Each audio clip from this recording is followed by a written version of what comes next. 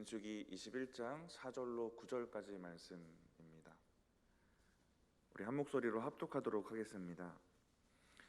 백성이 호르산에서 출발하여 홍해의 길을 따라 에돔 땅을 우회하려 하였다가 길로 말미암아 백성의 마음이 상하니라. 백성이 하나님과 모세를 향하여 원망하되 어찌하여 우리를 애굽에서 인도해 내어 이 광야에서 죽게 하는가? 이곳에는 먹을 것도 없고 물도 없도다. 우리 마음이 이 하찮은 음식을 싫어하노라 하매 여호와께서 불뱀들을 백성 중에 보내어 백성을 물게 하심으로 이스라엘 백성 중에 죽은 자가 많은지라.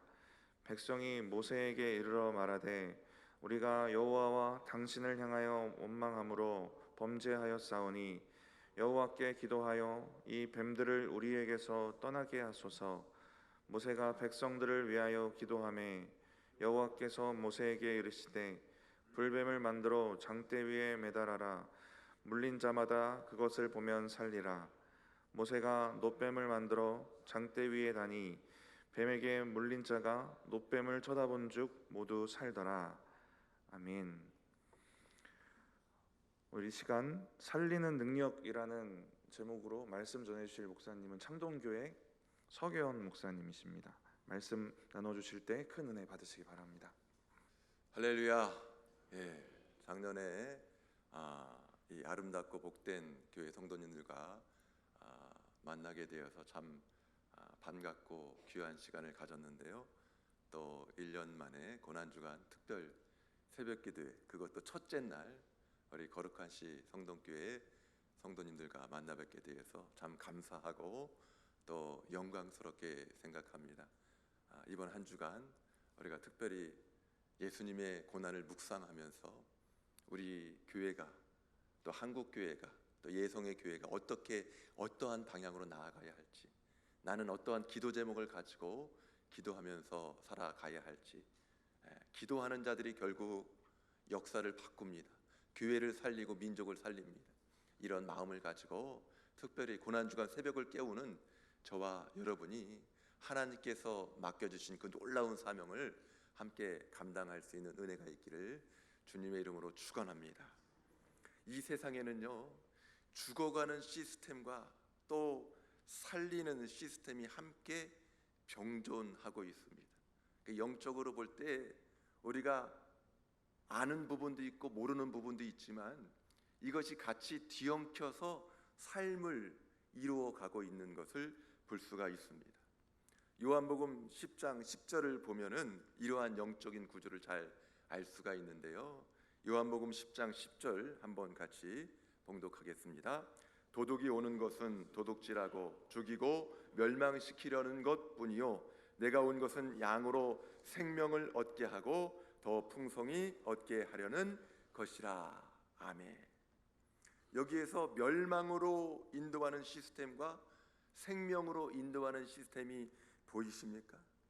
멸망과 생명의 관계는 우리 인생에서 곳곳에 공존하면서 서로를 공격하거나 서로를 또 방어하고 있다고 볼 수가 있습니다. 시간과 공간, 세대와 환경, 또 생각과 행동, 거룩과 세속 등을 뛰어넘어서 누군가의 삶에 영향을 미칩니다.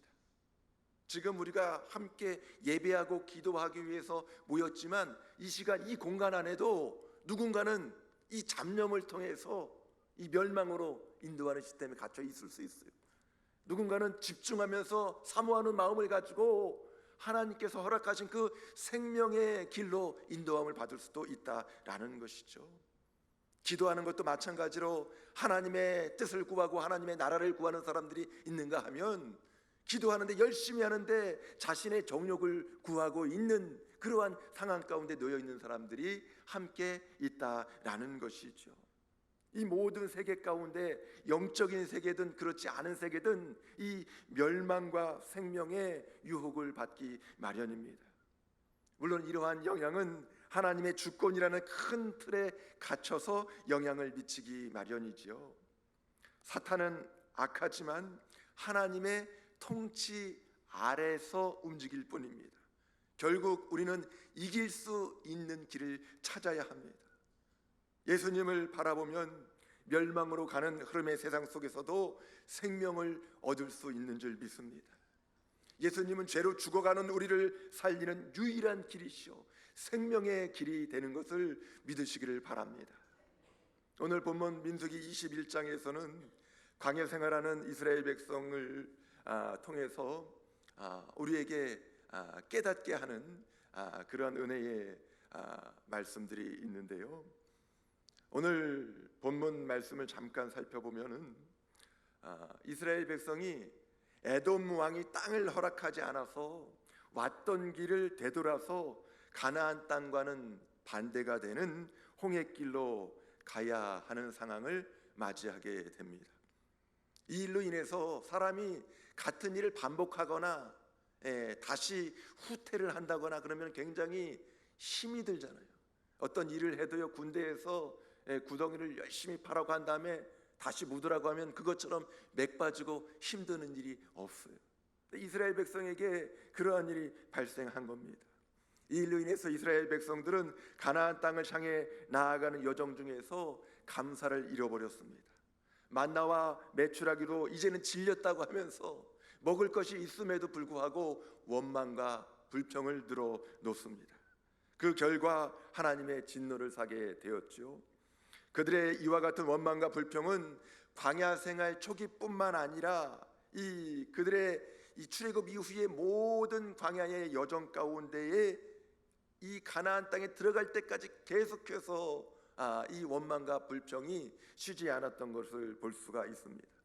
하나님께서는 광야에서 불평하는 이스라엘 백성에게 뭘 보냈죠? 불뱀을 보냈습니다. 불뱀을 보내서 많은 사람이 이 불뱀에 물려서 죽게 되었습니다. 모세가 이스라엘 백성들을 대신해서 도저히 안 되겠습니다, 하나님 잘못했습니다, 회개하는 기도를 올렸더니 하나님께서는 모세에게 놋뱀을 장대에 매달라고 명령을 하셨죠. 이 놋뱀을 본 자는 살게 되었습니다. 오늘 민수기 21장 9절 말씀을 한번 같이 보겠습니다. 모세가 놋뱀을 만들어 장대 위에 다니 뱀에게 물린 자가 놋뱀을 쳐다본즉 모두 살더라. 아멘. 하나님께서는 죄의 상징인 뱀을 보게 함으로 그들의 허물을 다시 한번 깨닫게 하시고 하나님의 말씀에 대한 순종은 훈련시키셨던 것입니다.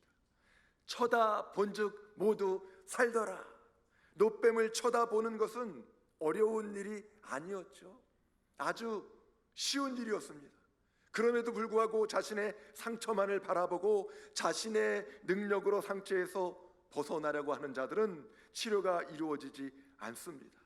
쳐다본 자는 부상의 정도와 상관이 없이 모두 살았다고 말씀하고 있어요. 뱀에 불린 이스라엘 백성들이 한 일이 무엇이었습니까? 그저 쳐다본 것입니다. 그러면 누가 그들을 고쳤습니까? 하나님께서 고치셨습니다. 그들은 그저 쳐다보았을 뿐입니다. 고치시는 것은 하나님이 하시는 것이죠. 불뱀에 물린 사람이 그 장대 위에 놋뱀을 바라보기만 하면 살 수 있었습니다. 보는 것을 통해서 하나님의 구원의 역사가 일어났던 것입니다. 첫사람 아담은 보는 것을 통해서 범죄하고 타락했다면 이번에는 보는 것을 통해서 구원의 역사가 일어났던 것입니다. 예수님은 자신을 놋뱀으로 비유하셨죠. 요한복음 3장 14절 15절 말씀을 보겠습니다. 모세가 광야에서 뱀을 든 것 같이 인자도 들려야 하리니 이는 그를 믿는 자마다 영생을 얻게 하려 하심이니라. 아멘.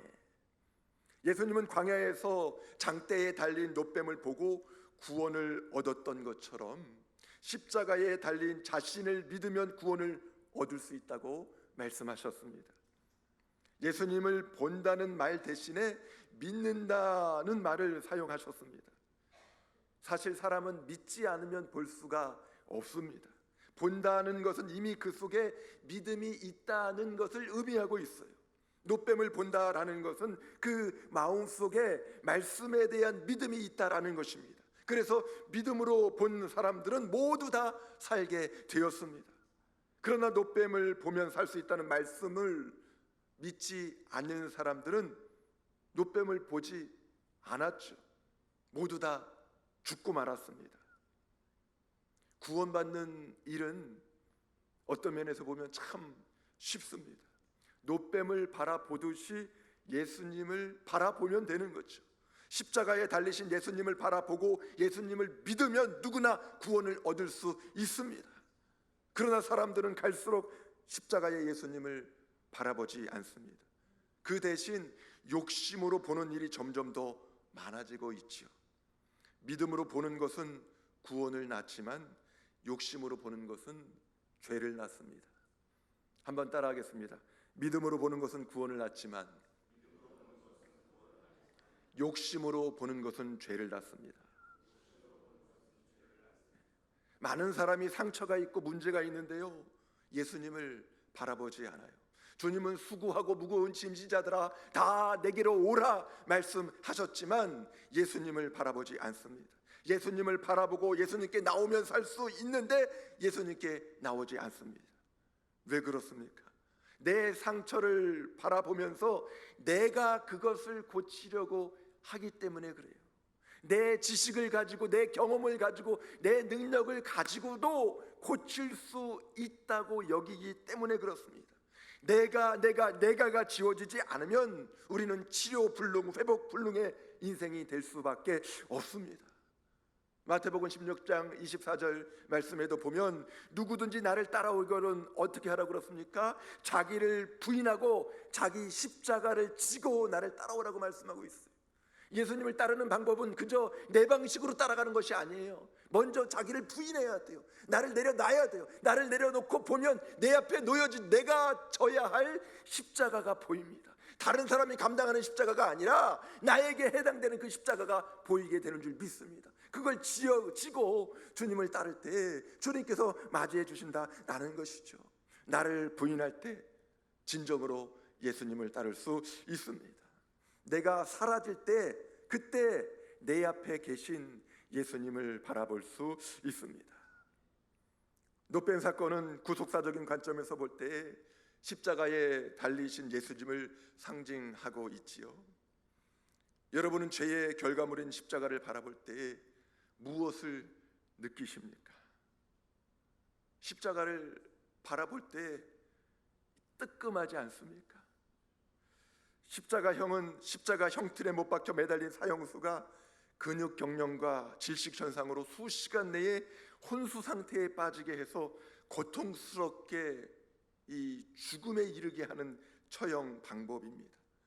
사형수에게는 십자가를 지는 순간부터 밀려오는 그 두려움과 또 채찍질에 의한 고통이 따릅니다. 또한 완전히 발가벗겨져서 십자가 형틀에 의해서 높이 들려서 많은 사람 앞에서 극도의 수치심을 느끼게 됩니다. 우리가 보통 성화 같은 데는 예수님의 그 일부를 가려놓기도 하지만 실제 십자가형은 수치심을 주는 것이 목적이기 때문에 다 발가벗겨진다라는 것이죠. 양 손목과 발목에 못이 박혀서 십자가에 매달린 후에 어느 정도 시간이 흐르면 중력에 의해서 몸이 아래로 푹 처지게 됩니다. 무거운 몸이 횡격막을 압박해서 결국에는 질식사하게 되는 것이죠. 인간이 죽음에 이르는 방법 가운데 가장 큰 고통과 수치를 안겨주는 사형법으로 알려져 있습니다. 요즘에는 십자가가 너무 은혜로 덮여서 그 십자가 뒤에 감춰져 있는 나의 죄를 보기가 어렵습니다. 시신이 달려 있어서 피를 뚝뚝 떨어뜨리는 십자가의 모습이 보이십니까? 가장 흉악한 죄인의 참혹한 죽음, 그 이면에 있는 나의 죄를 볼 수 있어야 합니다. 십자가에 묻어있는 내 죄를 볼 수 있어야 합니다. 죄로 인한 아픔을 볼 수 있어야 합니다. 죄는 우리를 매우 고통스럽게 합니다. 영적으로 깨어있는 자는 죄가 침범하면 그것으로 인해서 고통스러워서 어찌할 바를 모르는 거죠. 죄는 이 땅에서 도둑질하고 죽이는 데 그치는 것이 아니라 결국에는 영원한 멸망으로 우리를 인도하고 만다라는 거지요. 우리는 아담 이후 지금까지 계속해서 바로 이 죄와 싸우고 있습니다.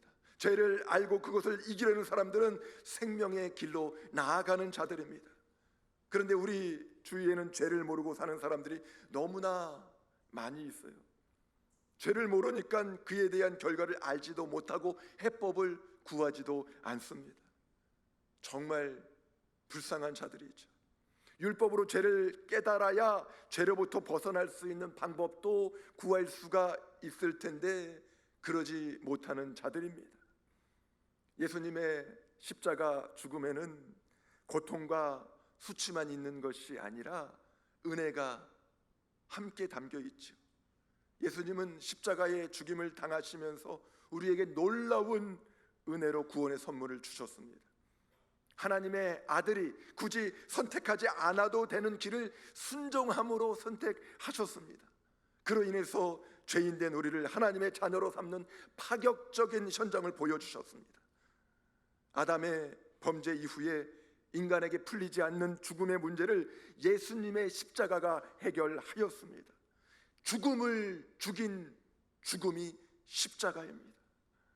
한번 따라하겠습니다. 죽음을 죽인 죽음이 십자가입니다. 아담을 비롯한 우리 인간의 죄가 죽음을 가지고 왔다면 예수님의 십자가는 그 죄를 씻어내어서 죽음으로 끝날 인생을 새로운 생명으로 이어줍니다. 죄인된 우리를 살리는 능력이 바로 여기에 있습니다. 이 지구상에 있는 모든 피조물에는요 어느 정도의 가치를 다 가지고 있어요. 가치가 주어져 있어요. 실제적인 가치라고 할 수 있는 내재적 가치와 함께 상황에 따라서 추가가 되는 부가적인 가치가 있습니다. 케네디 대통령의 담배 상자가 경매를 통해서 팔렸는데요, 얼마에 팔렸는지 아십니까? 자그마치 57만 4천 달러에 팔렸어요.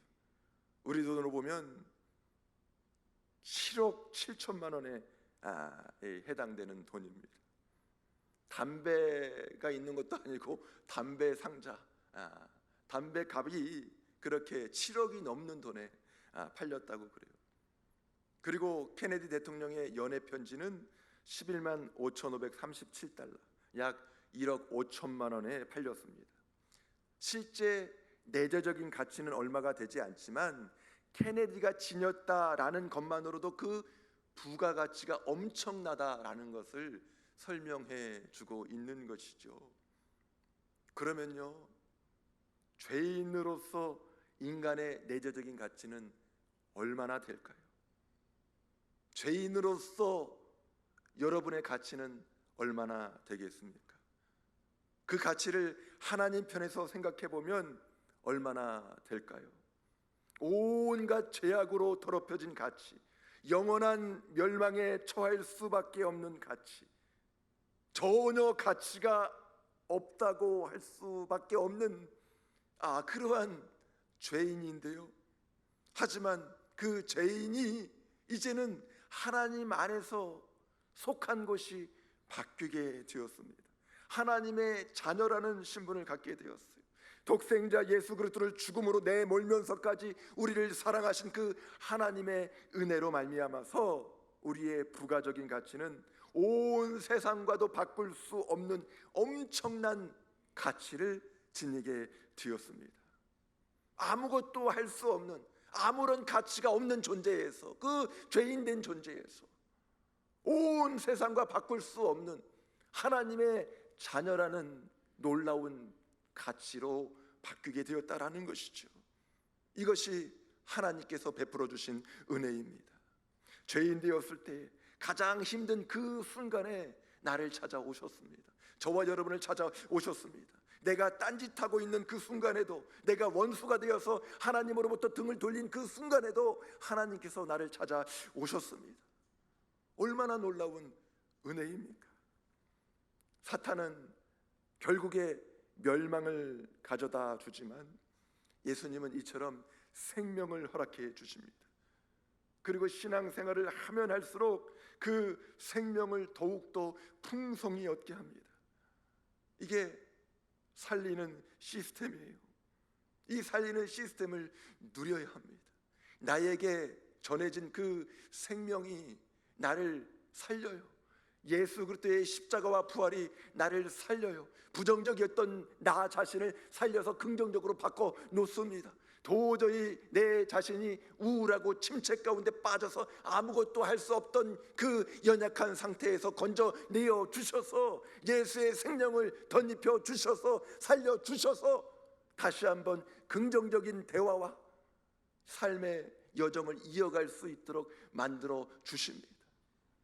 그러니까요, 전에는 내 주변이 다 부정적이고 다 죄를 탐하고 다 거짓이고 사기고 이런 사람들이 질비했었는데, 이제 생명을 얻고 살리는 시스템 안으로 들어오니까 내 주변이 다 웃고 기쁘고 감사하고 은혜가 넘치고 하나님께로 나아가는 그런 시스템으로 바뀌게 되었다라는 것이죠.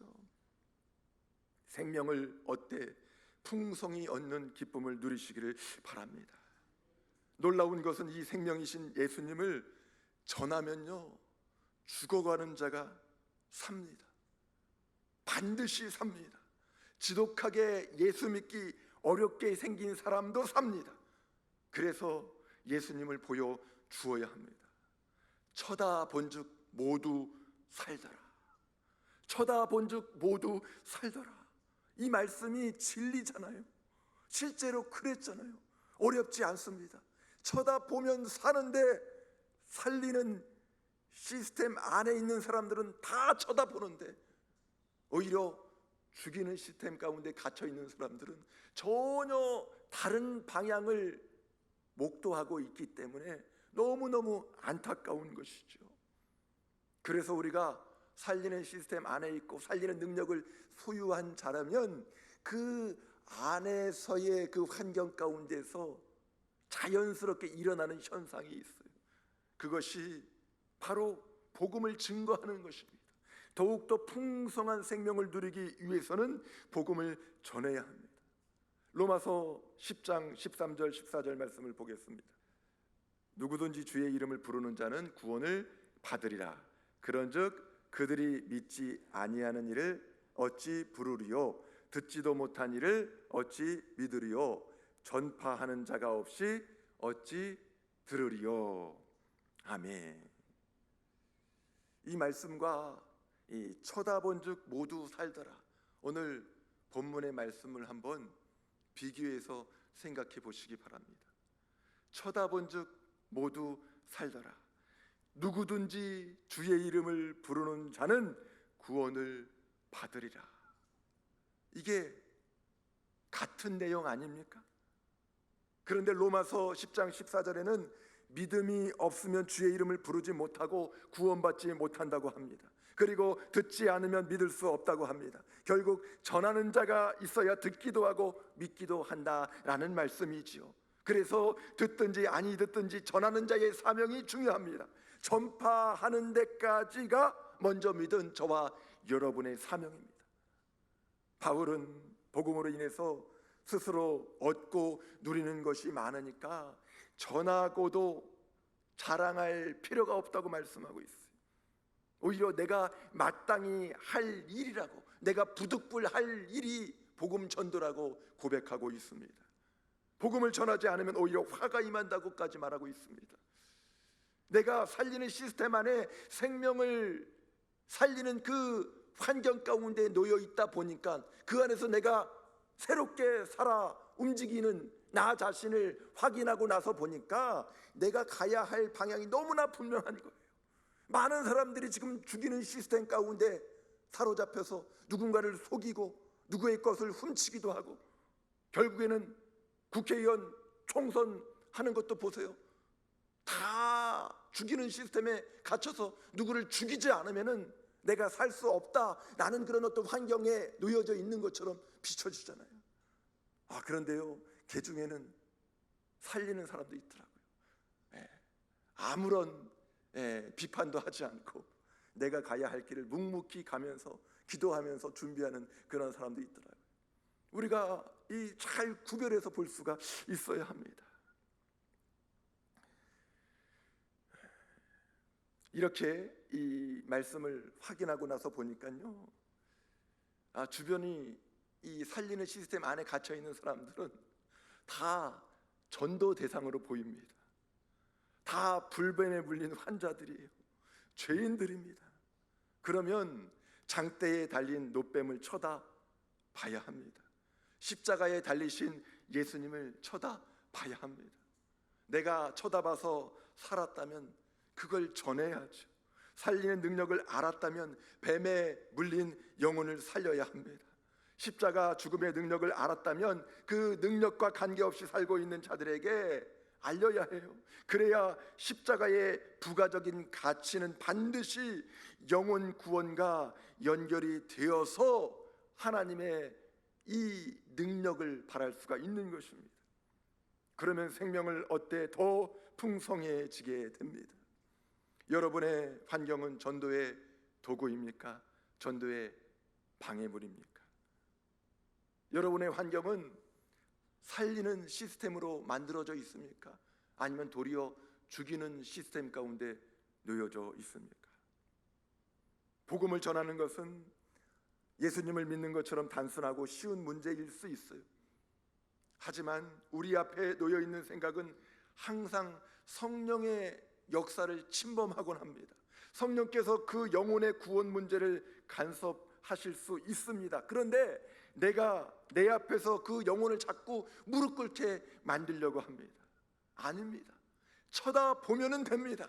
쳐다보면은 그 이후에 약을 조제해서 먹이고 내가 수고해서 또 치료를 시키는 것이 아니라 하나님께서 일하시는 줄 믿습니다.